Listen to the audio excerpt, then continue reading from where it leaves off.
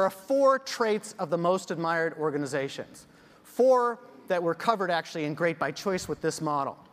And the first one is fanatic discipline.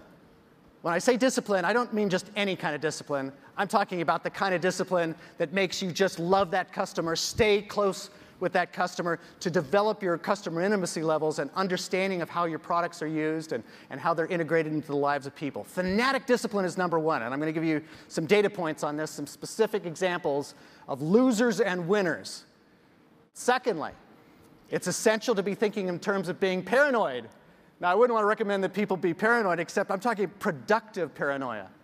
In this case, I'm talking about the willingness to look at what competitors are doing and understanding in a deeper way that we don't want to be our competitors.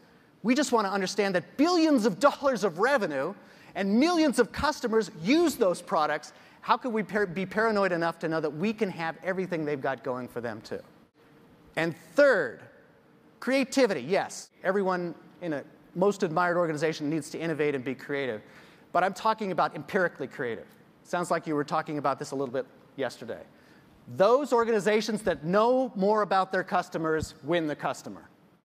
And the fourth area is what Jim Collins would call level 5 leadership. Ambition, being hungry. One of the most difficult things for a level 5 leader to do is to hold this paradox in mind. And if you read Built to Last or Good to Great, you may be familiar with the tyranny of the or versus the genius of the and. The tyranny of the or means that obviously in our lives we have to make either or choices. But when it comes to one very specific area in our leadership lives, we need to be willing to be and thinkers.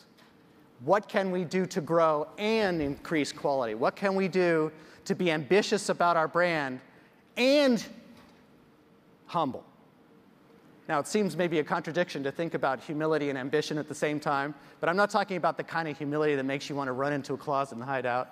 I'm talking about the kind of humility that makes you just love that customer, stay close with that customer, to develop your customer intimacy levels and listen to other people.